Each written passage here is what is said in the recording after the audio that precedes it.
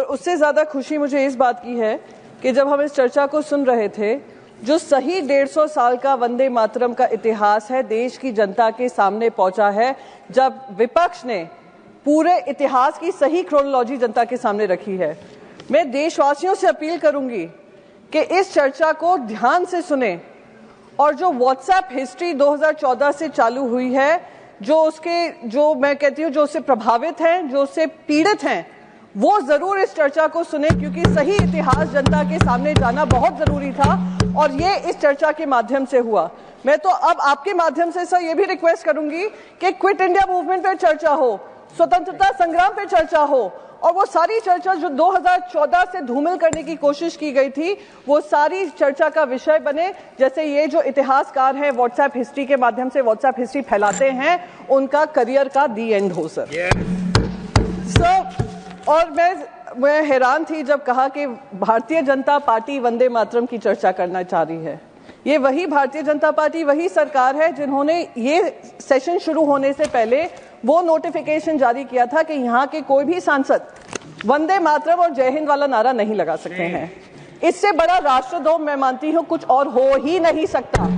राष्ट्र विरोधी सोच हो ही नहीं सकती। इसलिए हमने, मेरी पार्टी के लीडरशिप ने चेयरमैन को लिखा था कि ये नोटिफिकेशन इमीडिएटली विड्रॉ हो। वो और नया नोटिफिकेशन नहीं था, पुराने नोटिफिकेशन जो भी नोटिफिकेशन था फिर से जारी किया गया है सर प्लीज। हाँ सर, वंदे मातरम, हम तो वंदे मातरम की चर्चा करने आए। मैं सवेरे से बहुत सारे भाषण सुन रही थी उस तरफ से जो वंदे मातरम की जगह वंदे भारत की चर्चा करने को तैयार थे। आप देख लीजिएगा, लोकसभा में भी यही हुआ है, राज्यसभा में भी। मैंने बहुत सारे लोगों को, उनका प्रेम उसी से स्पष्ट हो गया, कितना वंदे मातरम और कितना वंदे भारत में उनको अंतर पता है। सर तीसरी बात, प्लीज बैठ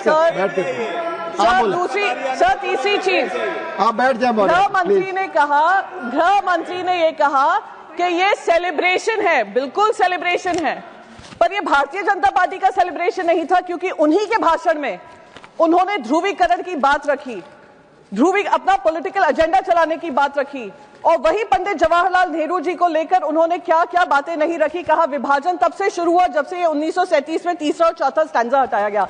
सर जब ये स्टैंजा हटाया गया था, जब हमारे देश के जवान बॉर्डर पे लड़ते हैं, हमारे तुकाराम ओमले जी आतंकवादी को पकड़ते पकड़ते वंदे मातरम कहकर अपनी जान देते हैं, बलिदान देते हैं। वो ये नहीं पूछते हैं तीसरा और चौथा स्टैंजा कहाँ है, वो इससे प्रेरित होते हैं कि वंदे मातरम के लिए वो सेवा कर रहे हैं, वंदे मातरम के लिए बलिदान कर रहे हैं। सर लास्ट मिनट सर, एक ही 30 सेकंड लूंगी सर।